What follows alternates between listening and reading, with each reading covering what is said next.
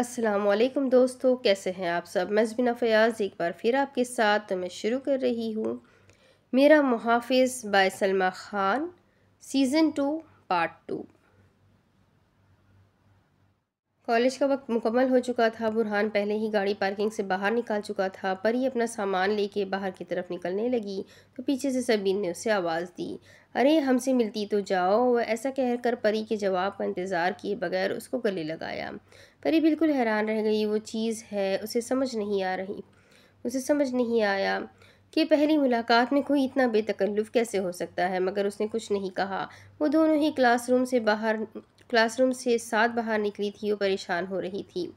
सबीन ने परी को परेशान पाकर पूछा, क्या हुआ है। उसने कोई जवाब नहीं दिया। फिर जैसे सबीन समझ गई थी कि वो क्यों परेशान है, तुम घर कैसे जाओगी और तुम्हारा घर है कहाँ और कौन लेने आएगा। उसने एक ही सांस में 2-3 सवाल कर दिए थे। परी बस इतना ही कह सकी कि मैं उनके साथ जाऊंगी। उनके? वो उलझी। फिर कुछ सोचने वाले अंदाज में अपना सर आसमान की जानिब उठाया। अभी वो कुछ बोलती ही कि गार्ड उनकी तरफ आने लगा। सबीन बीबी, आपका ड्राइवर आ गया है। सबीन ने सुनते ही एक बार फिर परी से गले लग के गाड़ी की तरफ जाने लगी। परी वहीं परेशान खड़ी रही। फिर जैसे ही सामने बुरहान की गाड़ी पर नज़र पड़ी तो उसकी जान में जान आई। बुरहान तो उससे बाहर आने का इशारा कर रहा था। वो भी अपना दुपट्टा संभालते हुए उसकी जानिब जाने लगी। वो गाड़ी में बैठ चुकी थी। बुरहान गाड़ी चला रहा था, मगर उसके चेहरे से नाराज़गी या शायद गुस्सा, कौन सा तासुर था जो इस वक्त उसके चेहरे पर नहीं था। आधा सफ़र खामोशी के नाम हो गया। फिर जैसे बुरहान ने सामने देखते हुए परी से बात का आगाज़ किया, कैसा रहा पहला दिन। वो बहुत खुश्क लहजे में पूछ रहा था। परी ने एक नज़र उसकी तरफ देखा और बस इतना ही बोल सकी, ठीक था। ठीक, उसने सवाल किया।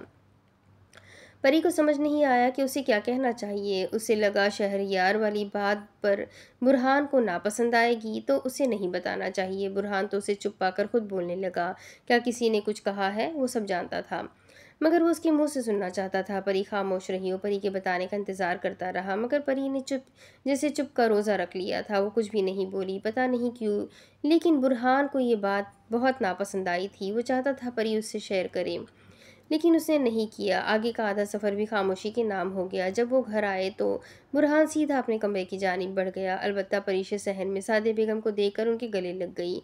अस्सलाम वालेकुम अम्मी। वो बहुत प्यार से गले लग के सलाम कर रही थी। वालेकुम अस्सलाम। कैसा गुजरा आज का पहला दिन। अच्छा था। वो बस इतना ही जवाब दे सकी, लेकिन उसके चेहरे से मालूम हो रहा था कि उसका दिन अच्छा नहीं था। परी बहुत थकी हुई नज़र आ रही थी। सादिया बेगम ने उसे सोफे पर बिठाया और ख़ुद पानी लेने के लिए किचन की तरफ चली गई। जब वापस आई तो पानी का एक गिलास परी के सामने किया, जिसे परी ने थाम लिया। और बताओ मेरा बेटा, क्या हुआ। परी ताज्जुब भरी नज़र से उन्हें देख रही थी। माँ को अपने बच्चों की हर कैफियत समझ आ जाती है। अब शाबाश, जल्दी बताओ क्या हुआ है। और परी की आंखें नम होने लगी। वो पहली बार अकेले बाहर निकली थी। भले ही बुरहान तो उसके साथ था, मगर कुछ ऐसी जगह आई थी जहाँ पे बुरहान उसके साथ नहीं था। उसने एक एक बात सादिया बेगम को बता दी।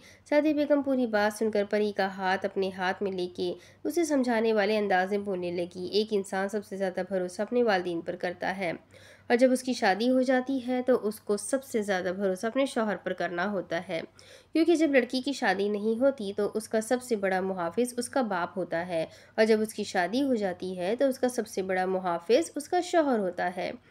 और मेरा बच्चा, तुम्हारा मुहाफिज बुरहान है, और अपने मुहाफिज से कोई बात नहीं छुपानी चाहिए, क्योंकि वो आपका तब भी तहफ़्फ़ुज़ करता है जब सब आपका साथ छोड़ जाए। उसे खुद से बदगुमान नहीं करना चाहिए, क्योंकि अगर वो आपसे बदगुमान हो गया तो वो आप पर कभी यकीन नहीं कर पाएगा और ना आपका साथ देता है। तुम्हें क्या लगता है बुरहान को ये सारी चीज़ें नहीं पता होगी। परिशा हैरत भरी नज़र से उन्हें देख रही थी। क्या मतलब। वो सादिया बेगम की बात पर हैरान हुई। सादिया बेगम चेहरे पर एक मुस्कुराहट थी। मेरे बेटे को हर चीज़ की खबर होती है, और जो तुम मुझे बता रही हो वो सब बुरहान देख चुका होगा। मैं अपने बेटे को अच्छे तरीके से जानती हूँ। तुम्हें चाहिए था कि उसके पूछने से पहले ही उसे बता देती। मेरा बेटा, उससे खुद से बदगुमान मत करो। तुम्हें उस पर भरोसा करना होगा। बेशक तुम उस पर भरोसा करती हो, मगर उसे यकीन दिलाओ कि तुम उसके साथ हो, उसके हर दुख सुख में साथ हो। जैसे वो तुम्हारा मुहाफिज बना हुआ है, तुम्हें भी उसका मुहाफिज बनना होगा। जैसे वो तुम्हें संभाल रहा है, तुम्हें भी उसे संभालना होगा। जैसे वो तुम पे एतबार कर रहा है, तुम्हें भी उस पर एतबार करना होगा। और मुझे पता है मेरी जान ऐसा कर लेगी। वो उसका गाल थपथपाकर बोल रही थी। कुछ देर परी वहीं सोफे पर कुछ सोचने के अंदाज में बैठी रही, फिर उठकर अपने कमरे की जानिब चली गई। सादिया बेगम उसे जाता देखकर मुस्कुराने लगी। परी जब कमरे में आई तो बुरहान बेड पर लेटा हुआ था। चेहरे के आगे मोबाइल की स्क्रीन की हुई थी, मगर परिशे को अंदर आते उसने देख लिया था और उसे नज़रअंदाज करने की इतनी अच्छी अदाकारी की कि परी को समझ ही नहीं आया कि उसने उसे अंदर आते हुए देख लिया है। आप चाहें अब चाय पियेंगे? वो बुरहान से सवाल कर रही थी। नहीं, मेरा अभी मूड नहीं है, उसने मुख्तसर सा जवाब दिया। परी को लगा कि वो कॉलेज में जो भी कुछ हुआ है उसे ना बताने पर नाराज़ है, मगर उसे किसी और के साथ देखकर उसे जो गुस्सा आया था वो गुस्सा अभी तक ठंडा नहीं हुआ था। उसे खुद भी नहीं समझ आ रहा था कि जिस लड़की से मजबूरी के तहत उसे शादी करनी पड़ी, उसे किसी और के साथ देखकर उसे बुरा क्यों लग रहा था। उसे ऐसा लग रहा था शायद शहरयार के साथ देखकर उसे गुस्सा आ रहा है, लेकिन नहीं, शायद परी के साथ किसी को भी देखकर उसे ऐसा ही गुस्सा आता जैसा शहरयार को देखकर आया था।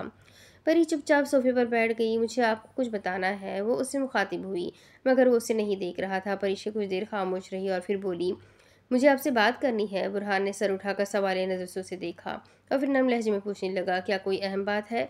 परेशान ना परिशे ना समझने के अंदाज में उसे देख रही थी। मुझे आज एक लड़की मिली जो बहुत अच्छी थी, लेकिन मुझे इतना जल्दी किसी पे यकीन। वो आगे बोलने जा रही थी जब बुरहान पर नज़र पड़ी। वो उसको नहीं सुन रहा था। परी ने एक अफसोस वाली नज़र उस पर डाली और जब उठकर वॉशरूम की तरफ जाने लगी तो पीछे से आवाज़ आई, सभी ने एक अच्छी लड़की है, तुम उस पर यकीन कर सकती हो। और बात रही शहरयार मंसूर की, तो उससे जितना दूर रहोगी उतना बेहतर है। वो भी इख्तियार पीछे की तरफ मुड़ी। उसके चेहरे पे कोई गुस्से का तासुर नहीं था। वो आम से लहजे में कह रहा था। परी ने हाँ में सर हिलाकर वॉशरूम की तरफ चली गई। बुरहान ये नहीं कहना चाहता था, मगर न जाने उसे नहीं रहा गया। वो खुद पर काबू नहीं रख पाया। लेकिन क्यों वो खुद पे काबू नहीं कर पा रहा था? ये वो बुरहान नहीं था जो हर चीज़ अपने अंदर संभाल लेता था। बड़ी बात पर भी कोई रद्द अमल नहीं आता था उसका। लेकिन न जाने क्यों वो उस लड़की के सामने नरम पड़ जाता था, उसके सामने हार मान जाता था। जब उस लड़की की बात आती थी तो वो दिल और दिमाग में से दिल की सुनता था। उसे खुद भी नहीं एहसास था कि उसे क्या हो रहा है। वो अपना सर दोनों हाथों में पकड़ के सोफे पर लेट गया। दोपहर के खाने का वक्त हो चुका था। सादिया बेगम नमाज पढ़ के बाहर सिलाई कर रही थी। इतने में परिशे बाहर आई और सादिया बेगम से पूछने लगी, अम्मी आज खाने में क्या बनाना है? मुस्कुराकर पूछ रही थी। सादिया बेगम ने उसी मुस्कुराहट का जवाब मुस्कुराहट से देख कर नरम लहजे में कहा, खाला ने आज अपने घर पे हमें खाने के लिए बुलाया है, तो हमें उनके घर जाना है। परिशे को हैरत हुई, आपने मुझे बताया नहीं? सादिया बेगम ने उसे बैठने का इशारा किया। जब वो बैठ गई तो प्यार से कहने लगी, उन्होंने सुबह ही मुझे बोला था, तब तक तुम लोग जा चुके थे। और जब वापस आए तो बुरहान और तुम्हारी बीच जो बात हुई थी, मैं चाहती थी तुम लोग जब पूरा मसला सही कर दो मैं तब बताऊंगी। और जब तुम कमरे से बाहर आई हो तो मैं तुम्हें बता रही हूँ। वो बहुत नम लहजे में कह रही थी। परीशे हल्का सा मुस्कुराई। चलो शाबाश, जाओ और तैयार हो जाओ, फिर हम चलते हैं। वो अपने कमरे की तरफ बढ़ने लगी जब अचानक से कोई ख्याल जहन में आया, ये भी चलेंगे? सादिया बेगम उसके मासूमाना सवाल पर अपनी हंसी जब्त करके बोलने लगी, जी मेरा बच्चा, ये भी चलेंगे? मैं उनको बोल दूँ? जी आप ही बोलेंगी, आखिर आपके शौहर है, आपका पूरा हक है। वो बहुत खुशगवार मूड में कह रही थी। परीशे ने अपने होठों को दांतों के अंदर दबाया और कमरे की तरफ बढ़ गई। सादिया बेगम खाला के घर जाने के लिए तैयार हो गई थी। बुरहान भी बाहर आ गया था। अलबत्ता परीशे अपना रिकॉर्ड कायम रखते हुए लेट गई। परीशा ने लाल रंग का खूबसूरत सा ड्रेस पहना हुआ था। बाल उसने खोले हुए थे, मगर सर पे दुपट्टा था। बालों की दो लटें आगे की तरफ आ रही थीं। आंखों में काजल, रेड रेड बट लाइट सी लिपस्टिक। खूबसूरत से एयरिंग्स पहने हुए थे जिसमें वो बला की हसीन लग रही थी। बुरहान का तो परीशे को देखना अब रोज़ का ही हो गया था। वो लोग जब भाई की तरफ जाने लगे तो बुरहान ने परीशे को चादर लाके दी। ये पहन के चलो, वहाँ उतार देना। सादिया बेगम को बुरहान की ये बात अच्छी लगी। मर्द हमेशा अपनी औरत को 100 पर्दों में छुपा कर रखता है। ऐसा नहीं कि उसे औरत पर यकीन नहीं होता, उसे बर्दाश्त नहीं होता कि उसकी औरत को कोई नज़र उठाकर भी देखे। खाला का घर बस कुछ घर छोड़ के ही था। वो लोग जब खाला के दरवाजे पर पहुंचे तो सज्जाद भी वहाँ पे आ चुका था। खाला ने उसे भी बुलाया था। बेचारा डरते हुए आ रहा था। अस्सलाम वालेकुम, करीब आकर उसने सलाम किया। सबने वालेकुम अस्सलाम में जवाब दिया। दरवाज़ा भी बुरहान बजाने ही लगा था कि अंदर से दरवाज़ा खुल चुका था।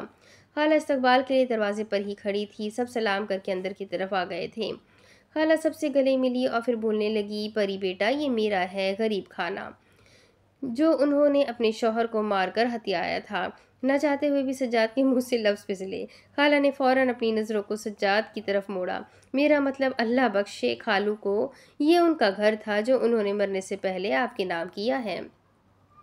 वो अपनी बात संभाल रहा था। हाय मैं सदके जाओ, मैं वारी जाओ, बहुत प्यारी लग रही हो बेटा, मेरी नज़र ना लग जाए तुम्हें, बहुत प्यारी लग रही हो। वो परीक्षे को देखकर बोल रही थी। सज्जाद बुरहान के कान की तरफ झुका था। देखो तुम्हें पता है मेरी दुकान पर बरकत नहीं हो रही है, ग्राहकी भी बहुत कम हो गई है, बिल्कुल फ़ायदा नहीं हो रहा। सिर्फ उसे देख रहा था। उसकी वजह जानते हो क्या है? बुरहान ने नफ़ी में सर हिलाया।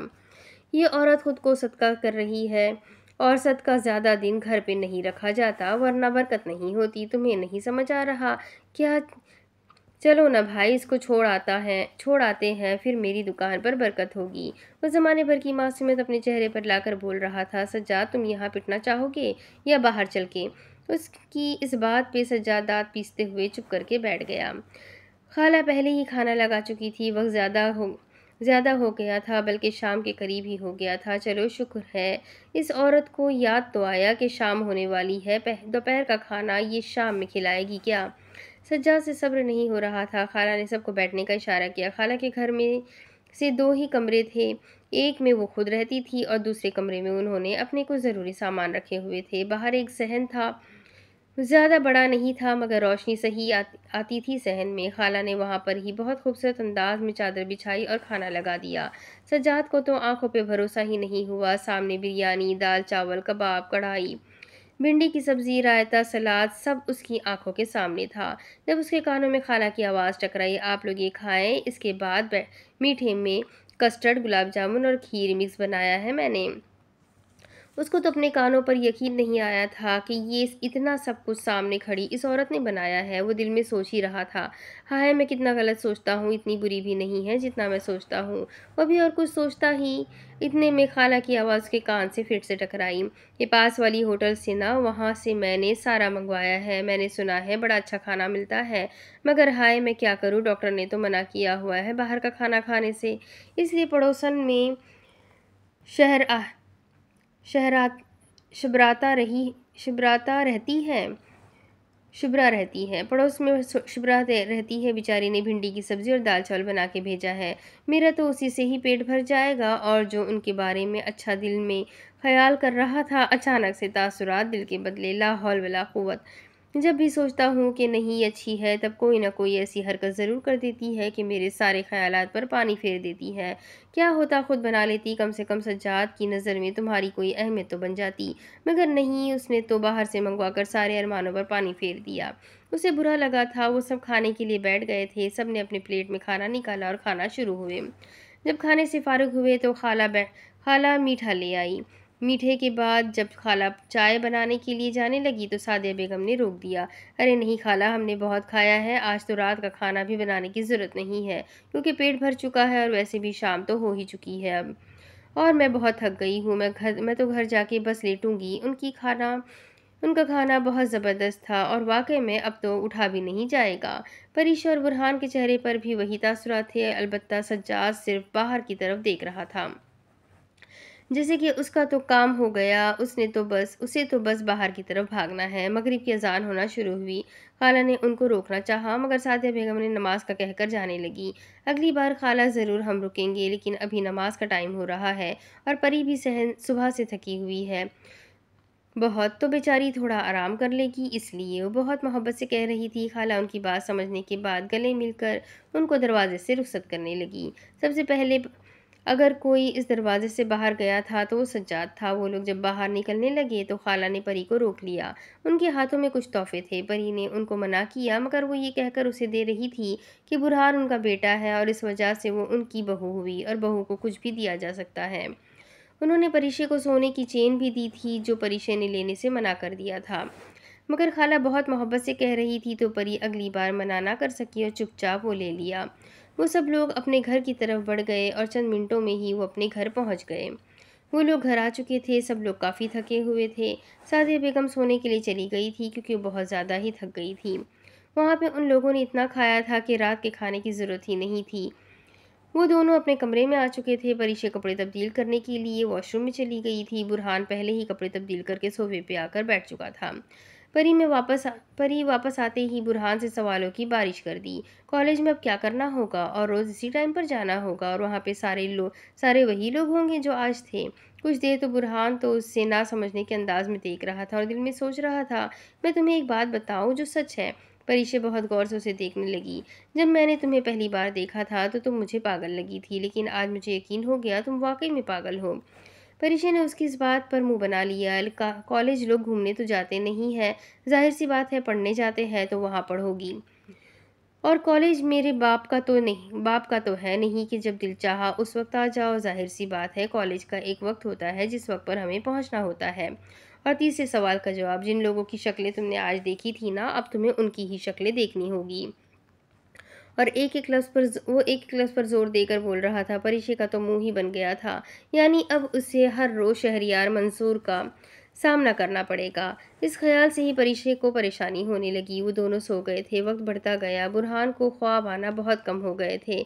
जब भी उसे ख्वाब आता तो परीक्षा उसे संभाल लेती है। शायद बुरहान को इस वक्त किसी के सहारे की ज़रूरत होती थी जो उसे इन ख्वाबों से निकाल सके, उस अंधेरी रातों से निकाल सके जो परी बखूबी अदा कर रही थी। वक्त गुजरता गया। उसका रोज़ का यही मामूल था, सुबह उठकर कॉलेज जाना, कॉलेज में पढ़ाई करना। और सबीन की अच्छी दोस्ती हो गई थी। 1 माह गुजर चुका था। शहरयार हर दिन कम से कम 2 बार तो उसको अपना दीदार करवाता ही था, जिससे वो बहुत थक चुकी थी। उसे उससे खौफ नहीं आता था, मगर शहरयार की नज़रों में कुछ ऐसा होता था जिससे परीक्षा बहुत नापसंद करती थी। उसके और बुरहान के ताल्लुकात भी ठीक होने लगे थे। वो बहुत ख्याल रखता था उसका। नरमी से बात करना। परीक्षा को लगने लगा था कि ज़िंदगी तो यही है जो अब चल रही है। इतने साल उसने ज़ाया कर दिए, शिकायतें करने में, वक्त को बुरा भला कहने में, खुद को बुरा समझने में, लोगों के लिए खुद को तब्दील करने में, डरने में, बातें सुनने में। वो तो ज़िंदगी थी ही नहीं जो वो जी रही थी।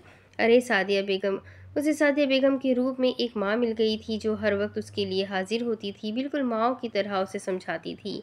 उसे सज्जाद के रूप में एक भाई मिल गया था जिससे वो बातें कर सकती थी, हंसी मजाक कर सकती थी।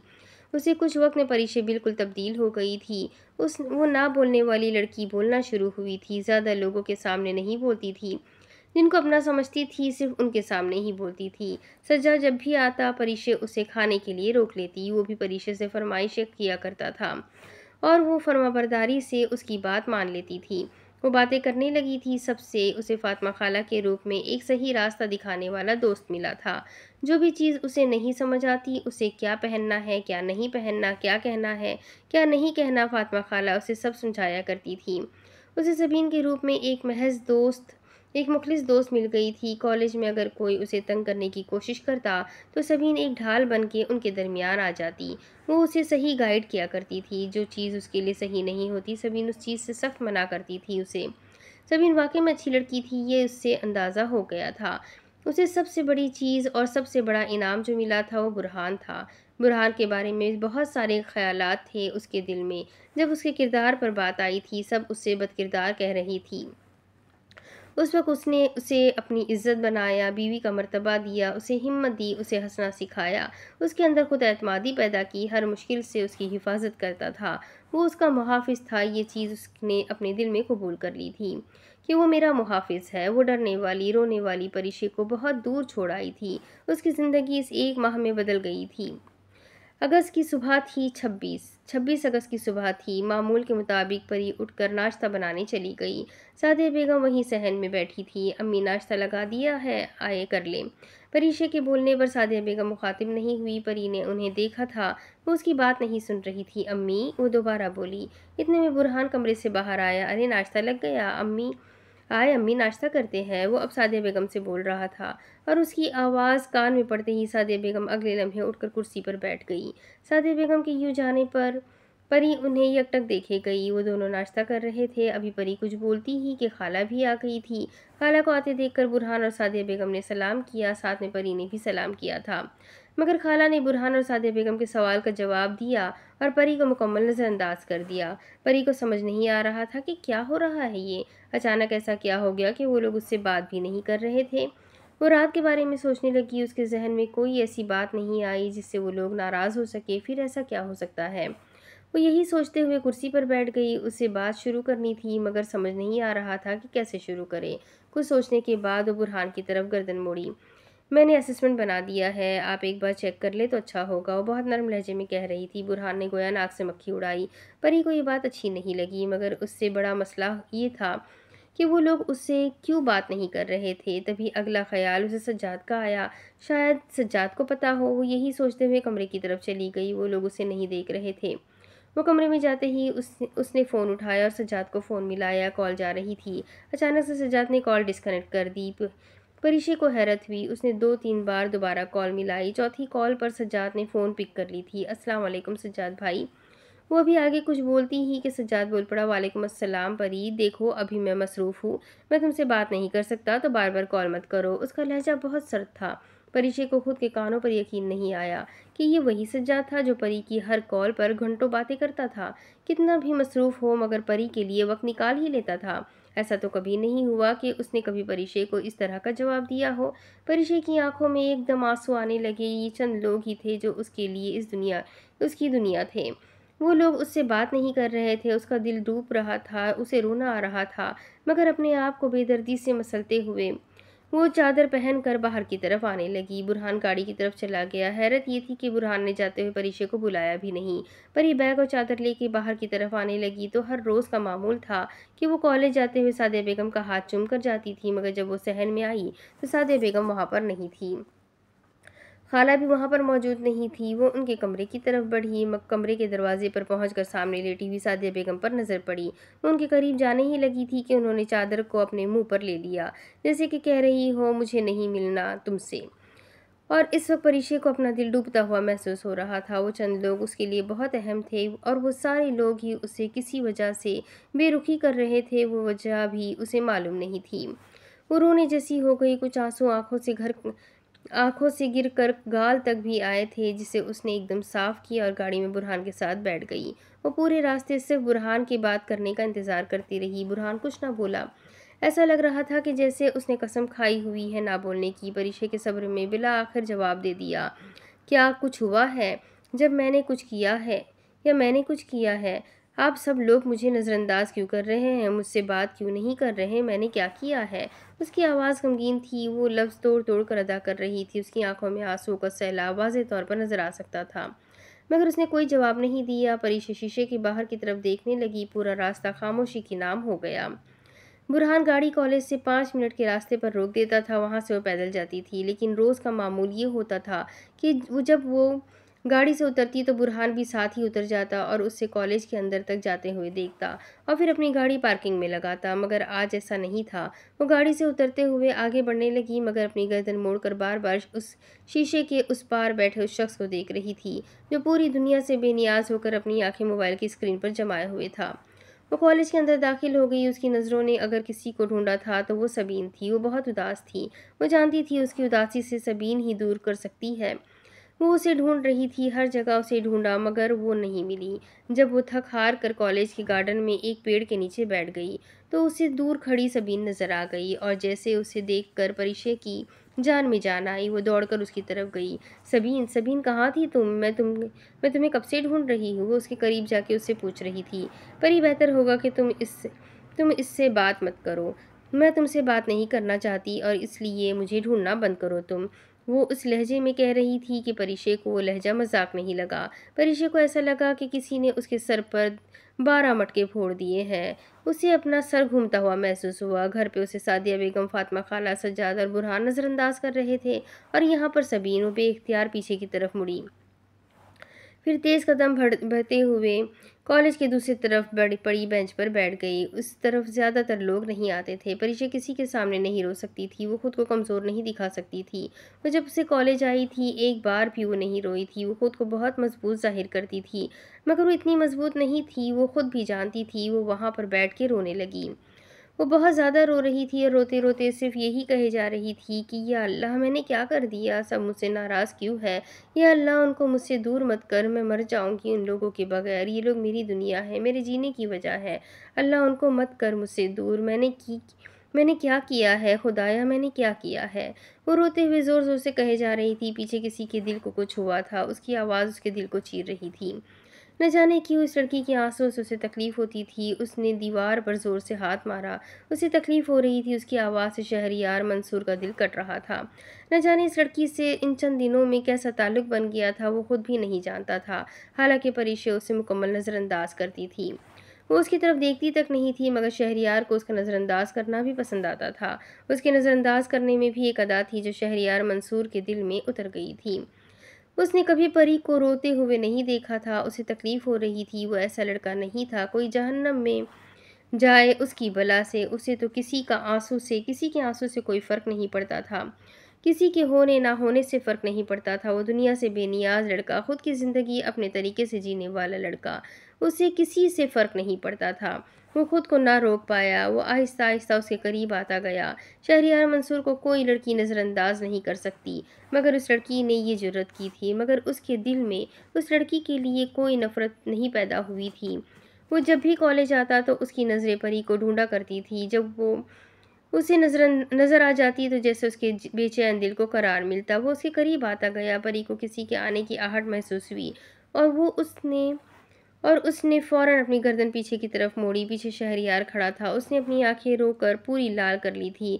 शहरयार को उसकी आंखें देखकर खुद पे गुस्सा आया। दिल में यही ख्याल था कि मैं ऐसे कैसे होने दे सकता हूँ। मैं इस लड़की की आंखों को आंसुओं की वजह से कैसे लाल होने दे सकता हूँ। उसे उस वक्त खुद पर गुस्सा आ रहा था। परी उठकर वहां से जाने ही लगी थी कि शहरयार ने उसे बैठने का इशारा किया। इस वक्त परी को अपनी कैफियत समझ नहीं आ रही थी। वो ना चाहते हुए भी बैठ गई। शहरयार उसके सामने वाली बेंच पर बैठ गया। इन दोनों के दरमियान सिर्फ चंद कदम का ही फासला था। परी रोना बंद कर चुकी थी। शहरयार ने अपना रुमाल परी की तरफ किया था, मगर परी ने उसे नहीं लिया। उसने अपने बैग से टिश्यू पेपर निकालकर अपनी आंखें साफ की। क्या हुआ है? वो बहुत नर्म लहजे में उससे पूछ रहा था। कुछ नहीं हुआ है, मुझे आपसे मतलब, वो संजीदा लहजे में जवाब दे रही थी। देखिए, मुझे पता है कुछ हुआ है, आप मुझे बता सकती है। वो परी को आप कहकर बुलाता था। न जाने क्यों, मगर उसको तुम कहने का दिल नहीं करता था। कुछ देर वो खामोश रहा, फिर बोलना शुरू हुआ। आप जानती है, इंसान बातें अगर अपने दिल में अपने अंदर रखता है तो वो नासूर बन जाता है। उसे लगता है वो रो धोकर अपना दिल हल्का कर रहा है, जो आर्जी तौर पर भी हो भी जाता है, मगर वो बात उसके दिल में एक ज़ख्म की तरह हो जाती है। ज़ख्म का अगर वक्त आने पर इलाज ना किया जाए तो वो बढ़ता जाता है और वो ज़ख्म आपकी जान भी ले सकता है। परीक्षा उसे गौर से सुन रही थी। परीक्षा ने उसकी आंखों में कुछ अलग सा देखा था। ये वो शहरयार मंसूर नहीं था जिसे वो जानती थी। ये तो कोई और था जिससे उसने पहले कभी नहीं देखा था। उसकी आंखों में गम था। उसकी आंखें नम हो रही थी। उसने कभी शहरयार को रोते हुए नहीं देखा था, ना उसकी आंखें नम होते हुए देखा था। मगर न जाने ऐसा क्या था उस शख्स में जो परी को उसकी तरफ मायल कर रहा था। वो ना चाहते हुए भी उसको बता रही थी। आज उसको ये वो शहरयार नहीं लग रहा था, हर किसी से लड़ाई झगड़ा करने वाला, किसी के सामने ना झुकने वाला, बदतमीजी करने वाला, लड़कियों की वजह से कॉलेज में मशहूर, ये उससे नहीं लग रहा था। ये तो कोई और था जिसकी आंखों में एक गम था, एक शिकस्तखोरी थी। सबसे ज़्यादा तकलीफ आपको किस वक्त होती है? वो उससे सवाल कर रही थी। शहरयार ने अपनी नज़रें परी की तरफ मोड़ी। जब आपका दोस्त आपसे जुदा हो। उसकी आंखों में एक दर्द सा था। क्या आपको किसी ने धोखा दिया है? उसकी इस बात पर पहले तो शहरयार कुछ देर चुप रहा। बोला तो बस इतना बोला, किसी की ज़िंदगी ऐसी नहीं है जिसमें किसी ने उसे धोखा ना दिया हो। परी को वो इंसान राज़ों का एक ख़जाना लगा था जिसके अंदर बहुत सारे राज थे। उसे पहली बार ऐसा महसूस हुआ कि जैसे वो खुद को दूसरों के सामने दिखाता है, वो वैसा नहीं है। वो बिल्कुल मुख्तलिफ है, सबसे अलग। मैं ये नहीं कहता कि मैं बहुत अच्छा इंसान हूँ। शायद दुनिया में मुझसे ज़्यादा बुरा इंसान कोई ना हो, मगर कोई भी इंसान अपने माँ के पेट से बुरा बन के पैदा नहीं होता। उन्हें बुरा ये माशरा बनाता है। उनके अंदर की इंसानियत को ये माशरा मार देता है। उन्हें हैवान ये माशरा ही बनाता है। पर ये बस उसे ही सुने जा रही थी। लोग कहते हैं first impression is the last impression, लेकिन नहीं, मैं ये कहता हूँ first impression is fake impression, जो हम दूसरों को मुतासिर करने के लिए करते हैं। इंसान को अपने दिल में बात नहीं रखनी चाहिए, वो बात इंसान को खुद से करनी चाहिए, दीवारों को गवाह बनाकर करनी चाहिए, क्योंकि वो आगे कुछ बोलने लगा ही था कि अचानक से उसे अपना दिल बंद होते हुए महसूस हो रहा था। उसने अपने दिल पर हाथ रख लिया। उसे ऐसा महसूस हो रहा था जैसे कोई उसका गला दबा रहा है। उसके सर पर पसीना आ रहा था। परीक्षे को उसकी वो कैफियत समझने में वक्त लगा। फिर जब वो समझ गई तो अपने पानी की बोतल उसकी तरफ बढ़ाई, जिसे उसने बेवक्त थाम ली। पानी पीने के बाद उससे अपनी सांसें बहाल होती हुई महसूस हुई। कुछ था जो वो बताना चाह रहा था, कुछ ऐसा था जो वो खुद से भी नहीं कहना चाहता था। मगर सामने बैठी उस लड़की पर उसे इतना एतबार क्यों हो गया था, वो खुद भी नहीं जानता था। आप रोया मत करें, आपके रोने से तकलीफ़ होती है। वो उसकी आंखों में देखकर बोलने लगा। परीक्षे ने उसकी बात ना समझते हुए सवाल किया, किसको? शहरियार मंसूर के पास जवाब मौजूद था, लेकिन वो जानता था अगर वो सही जवाब देगा तो वो उस लड़की का भरोसा खो देगा जिनके दिल के आप करीब हैं उनको। उसने बहुत सोचने के बाद जवाब दिया था। परीक्षे की आंखों के अंदर एकदम एक फिल्म की तरह कुछ मंजर आए थे। आज उसे रोते हुए बुरहान ने, सादिया बेगम ने, सब ने देखा, मगर किसी ने भी उसे चुप नहीं करवाया। सभी इनको भी ये बात बता दी, मगर उसने भी कुछ नहीं किया। शहरयार उसे अब आगे चलने का कह रहा था। परी खुद भी नहीं जानती थी कि किस शख्स के साये से भी वो दूर भागना चाहती थी। उसे आज बात करके उसे इतना हल्का महसूस क्यों हो रहा था। आज परी को ये वो शहरयार मंसूर नहीं लगा था जिसे वो पहले जानती थी। एक अलग इंसान था। ये वो नहीं था, ये तो एक अच्छा इंसान था, उसने बेइख्तियार अपने दिल में सोचा था। वो दोनों साथ चलते हुए कॉलेज के ऊपरी हिस्से तक आए। सबीन उन दोनों को एक साथ देखकर हैरान थी, मगर चेहरे पे कोई तासुरात नहीं आने दिए। बुरहान ने भी उन्हें देखा था। परीक्षे पहले के मुकाबले में ठीक लग रही थी, वो अब नहीं रो रही थी। वो दोनों क्लासरूम तक आए। सबीन और परीक्षे एक साथ बैठते थे, मगर आज वो कुछ फासले पर किसी और लड़की के साथ बैठी हुई थी। परीक्षे जख्मी तासुरात के साथ दूसरी सीट पर बैठ गई। उसके पीछे वाली सीट पर शहरियार बैठ गया। उसका ये ख्याल था कि अगर अगर वो उसके साथ बैठा तो वो अनकंफर्टेबल हो जाती, इसलिए वो उसके पीछे बैठ गया। वो पहले के 3 पीरियड मिस कर चुकी थी, तो ये सेकंड लास्ट था। वो अभी अपनी किताबें खोल रही थी कि सामने से बुरहान को आता देखकर उसके चेहरे पर एक मुस्कुराहट आई थी, लेकिन अगले ही लम्हे बुरहान के नज़रअंदाज करने पर वो मुस्कुराहट गायब भी हो गई थी। उसे समझ नहीं आ रहा था ऐसा क्यों हो रहा है। ऐसा ही चलता गया। कॉलेज का वक्त मुकम्मल हुआ। जब वो कॉलेज से बाहर निकली तो बुरहान की गाड़ी को वहाँ नहीं पाया। अगर आपका ड्राइवर नहीं आया है तो मैं आपको छोड़ दूँ। इससे पीछे उसे अपने पीछे शहरियार की आवाज़ आई थी। अभी कुछ देर पहले जिस शहरियार मंसूर को उसने देखा था, वो उस शहरियार मंसूर से डरती नहीं थी, ना ही उसे उससे खौफ आता था। उसने नफ़ी में सर हिलाया और पिछले 10 मिनट से वेट कर रही थी। देखिए, आप मुझ पे भरोसा कर सकती हैं, मैं आपको हिफाजत के साथ। वो आगे कुछ बोलता कि किसी की कॉल उसको मौसूल हुई। उसने फ़ौरन कॉल पिक कर ली। शहरियार कुछ फासले पर जाकर खड़ा हो गया। ठीक है, मैं आती हूँ। वो बस इतना ही कहते हुए आगे की तरफ बढ़ गई, और फिर आगे जाते हुए जैसे कोई बात याद आई और पीछे खड़े शहरियार की तरफ कदम बढ़ाए और उसके सामने खड़ी होकर वो कहने लगी, थैंक यू, आपने मुझ पे भरोसा किया। वो बस इतना कहकर एक मुस्कुराहट अपने चेहरे पर लाकर आगे की तरफ बढ़ गई। परी के मुंह से अपने लिए अच्छे अल्फाज सुनना ऐसा था जैसे कोई ख्वाब। वो खुलकर मुस्कुराया था। उसके मुस्कुराने पर उसका डिंपल नुमाया हुआ था। उसको दोनों डिंपल पड़ते थे उसके दोनों तरफ डिंपल पड़ते थे, मगर किसी ने उसको खुलकर मुस्कुराते हुए नहीं देखा था, इसलिए उसका डिंपल भी नुमाया नहीं होता था। वो उस लड़की को दूर जाता देखता रहा। वो जा रही थी और जाते जाते सामने वाली रोड पर गायब हो गई। अब इसके आगे की कहानी मैं आपको अगली किश्त में सुनाती हूँ कि आगे क्या होगा। ये जानने के लिए मेरे साथ बने रहें। कहानी बहुत इंटरेस्टिंग है। वीडियो को ज़रूर लाइक कर दें, चैनल को सब्सक्राइब कर दें, बेल आइकन को ज़रूर दबा दें। अपने कॉन्टैक्ट्स में इस नावल को ज़रूर शेयर करें। तो मिलते हैं अगली वीडियो में, तब तक के लिए अपना खूब सारा ख्याल रखें, मुझे भी दुआओं में याद रखें। अल्लाह हाफ़िज़।